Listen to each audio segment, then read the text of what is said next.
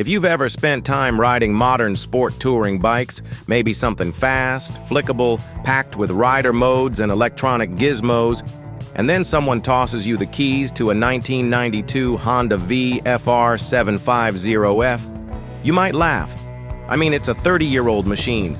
It doesn't have traction control, no quick shifter, no TF dash. Heck, it still has a fuel petcock.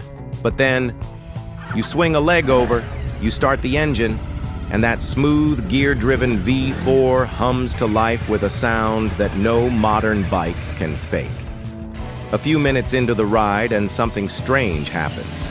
You stop thinking about specs, you stop worrying about modes, and you start remembering what motorcycles used to feel like, when engineering mattered more than software. The VFR750F doesn't try to impress you with numbers. It wins you over with balance, with feel, with the kind of mechanical honesty that's almost impossible to find today. So today, let's go back to 1992. Back to a time when Honda still built motorcycles with soul, and the VFR750F was proof that you could ride all day, carve corners, and still walk away thinking, yeah, this is all the bike I'll ever need. Race-bred origins, the soul of the RC30. Back in the 1980s, Honda was unstoppable on the racetrack. From endurance racing to GP, their engineering department was in full swing, cranking out machines like the RC30, a hand-built V4-powered legend that rewrote the rules of what a race bike could be. But while the RC30 was destined for closed circuits and podium finishes, Honda had a different idea brewing in the background. What if you took the soul of a race bike, the layout, the durability, the feel, and you wrapped it in a package that you could actually live with? What if, instead of needing a pit crew and a race license, all you needed was a winding road and a full tank of gas? That's what gave birth to the Interceptor. And by the time 1992 rolled around, the VFR750F, part of the RC36 generation, had matured into something truly special. It wasn't a race bike, but every inch of it was touched by the same hands, guided by the same obsession for balance, precision, and performance. The frame, the swing arm, the geometry, the way it handled under pressure, it all spoke the same quiet language as Honda's finest factory machines. The VFR wasn't loud about it. It didn't need to be, because once you got it on the road, you could feel it. You could feel the racing DNA, not screaming for attention, but humming just beneath the surface, waiting to be understood. Appearance and design, quiet confidence. At first glance, the 1992 VFR750F doesn't scream for attention. It doesn't have the flashy graphics of a GSX-R. It doesn't look like it's trying to win a fight with every corner. No wings, no angles, no drama. Instead, it speaks softly, in smooth lines and subtle curves. The fairings wrap around the bike like a tailored suit. The twin headlights sit low and wide, giving it a purposeful, focused stare. The tail tapers off cleanly, not too high, not too sharp, just enough to suggest that, if needed, this bike could go the distance. But then you look down, and you see it. That single-sided swing arm, Honda's Pro Arm. Borrowed straight from their endurance racing machines, it's not just for looks. It reduces unsprung weight, simplifies wheel removal, and gives the VFR a stance that's unmistakable from any angle. It's a piece of functional sculpture, all brushed aluminum and quiet aggression. And just like that, the VFR's design starts to reveal itself, not with loudness, but with confidence. It's not trying to impress everyone, but the people who know, they notice. They see the balance, the symmetry, the engineering hidden in plain sight. And they understand. This isn't some forgotten 90s leftover. This is Honda at its most thoughtful. A motorcycle built to age with grace, not noise. Chassis and suspension, built like a racer. Twist the throttle on a VFR750F, and the first thing you notice isn't the surge of power. It's the sound. Not a roar, not a growl, but a smooth, metallic whir, high-pitched, clean, and mechanical. It doesn't scream for attention. It sings. At the core of this motorcycle is Honda's legendary 748 cubic centimeter V4, liquid-cooled, double overhead camshaft, and tuned not for brute horsepower, but for balance. It makes around 100 horses, but more importantly, it delivers them with grace. Pulling strong from the mid-range, climbing smoothly, confidently, and without hesitation. But what really sets this engine apart is what's driving it: gear-driven cams. Most bikes use chains to spin the camshafts. Honda, on the other hand, used a cascade of precision-cut gears, just like they did in their GP bikes. It's more complex, more expensive, and almost absurdly overbuilt for a street motorcycle. But the result? Unmatched reliability and that unmistakable sound. A sound that gets under your skin. A sound that makes you roll off the throttle just to hear it spool down. A sound that whispers, "This was built by people who care." The VFR's engine isn't about peak numbers. It's about feel. It's about trust. It's about knowing that every time you hit the starter, that V4 will light up like a turbine and carry you as far as the road and your heart are willing to go. Chassis and suspension. You don't have to be a racer to feel when a bike is built right. It shows up in the way it leans into a turn, how it stays planted mid-corner, how it settles under throttle without a twitch of protest. The VFR750F gets all of that right, because it was engineered that way. At its core is a twin-spar aluminum frame, inspired by Honda's Grand Prix machines. It's light, it's rigid, and it ties the bike together with a sense of purpose you can feel even at parking lot speeds. Paired with the Pro Arm single-sided swing arm, the rear end is not just beautiful, it's functional. Wheel changes are a breeze. Unsprung weight is reduced, and the whole bike carries itself with a calm, confident stance. But what truly elevates the VFR is the suspension.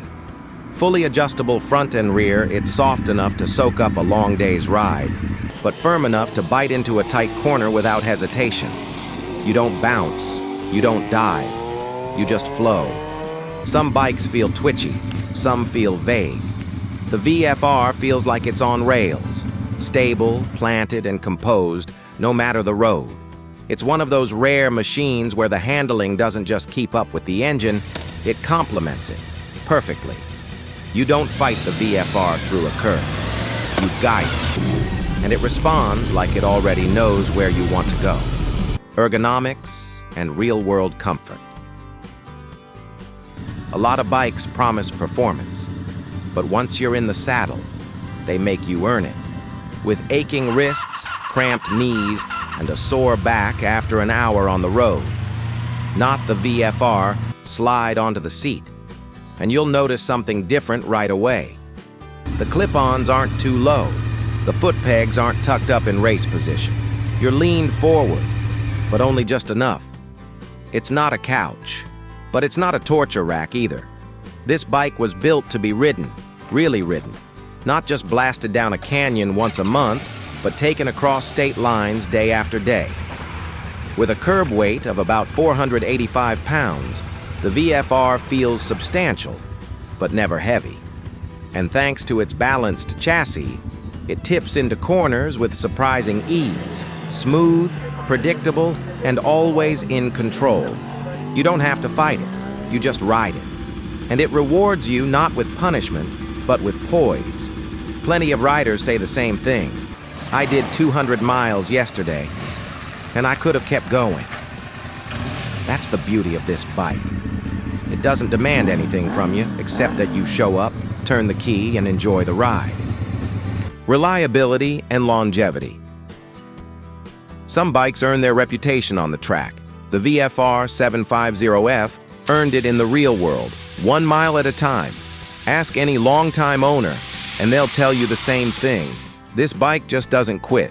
It's not uncommon to see a VFR roll past 100,000 miles, with the engine untouched, still purring like the day it left the factory.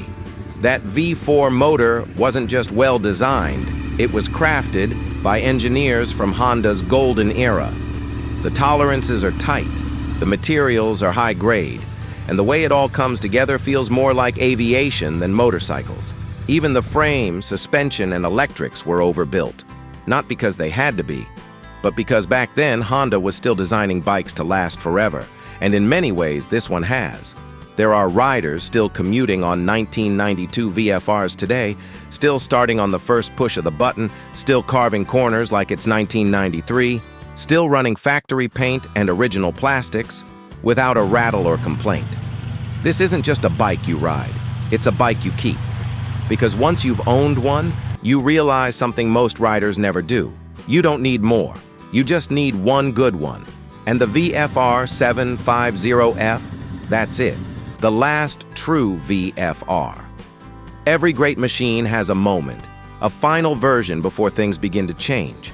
For the VFR, that moment was 1992. This was the last generation to carry Honda's signature gear-driven cams, a defining feature that gave the VFR its sound, its precision, and its soul. After this, starting with the VFR 800, Honda moved to chain-driven cams, cheaper, simpler, quieter, but not the same. It wasn't a bad bike, far from it. But for those who knew what came before, something was missing. Gone was the metallic whine of cascading gears. Gone was that overbuilt race-inspired charm. In its place, practicality, polish, and a growing sense that Honda, like the rest of the industry, was beginning to build motorcycles by spreadsheet. That's why the 1992 VFR750F is often called the last true VFR. It was the final expression of a philosophy that prioritized feel over features, craftsmanship over cost.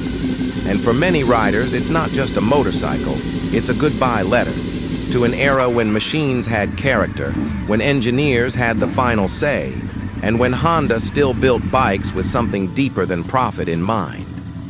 Today, the VFR750F stands not just as a survivor, but as a reminder of how good motorcycles used to be, and how much they meant to the people who truly understood them.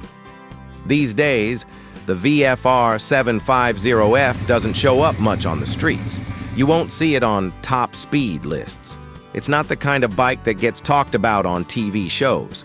But for those who've ridden one, who've heard that V4 engine sing beneath them, they know this bike was different. Because it wasn't made to be loud, it was made to be quietly perfect.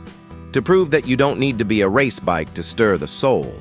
You just need to be designed with passion, built with craftsmanship, and born in an era when things were made to be right, not just cheap. The 1992 VFR750F was a milestone, a statement. Honda's farewell to a philosophy, the belief that engineering had a soul and that you could feel it in every twist of the throttle. What about you? Have you ever ridden, admired, or dreamed about a VFR750F?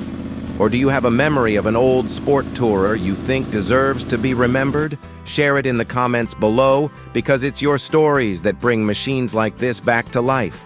If this brought something back for you, don't forget to hit like, and make sure to subscribe so you don't miss the next ride, where we rediscover the bikes the world forgot, but our hearts never did. See you in the next video.